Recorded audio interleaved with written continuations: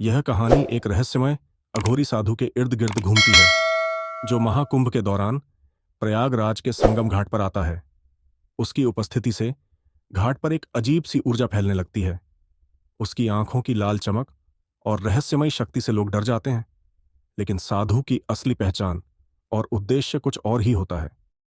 घटना उस समय शुरू होती है जब एक महिला, गीता, साधु के पास आकर्षित होकर चली जाती है और फिर वह गायब हो जाती है।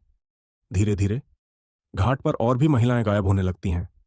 मामले की गंभीरता को समझते हुए पुलिस अधिकारी वीरेंद्र राणा को साधु की जांच करने भेजा जाता है।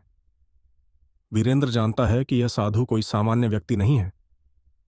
वह एक शक्तिशाली अघोरी है जो गंगा की ऊर्जा से खुद को शक्तिशाली बना चुका है। वीरेंद्र साधु से मिलने जाता है, लेकिन साधु की शक्तियों के सामने वह कमजोर पड़ता है।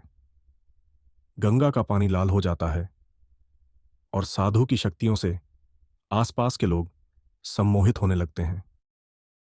एक बार वीरेंद्र को यह समझ में आता है कि साधु का त्रिशूल उसकी शक्ति का मुख्य स्रोत है, तो वह साधु की शक्तियों को नष्ट करने का तरीका खोजता है। वीरेंद्र और संतों का एक समूह मिलकर एक विशेष अनुष्ठान करते हैं, जिससे साधु की शक्तियां कमजोर पड़ने लगती हैं।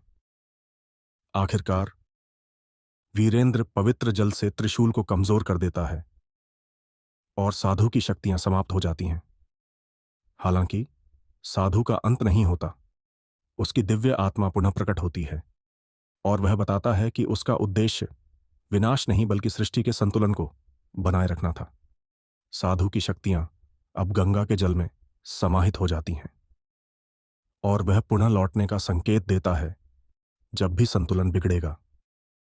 यह कहानी बताती है कि जीवन और मृत्यु के बीच संतुलन बनाना ही वास्तविक शक्ति है, और वीरेंद्र जैसे नायक ने यह समझा कि शक्ति का सही उपयोग ही संसार में शांति ला सकता है।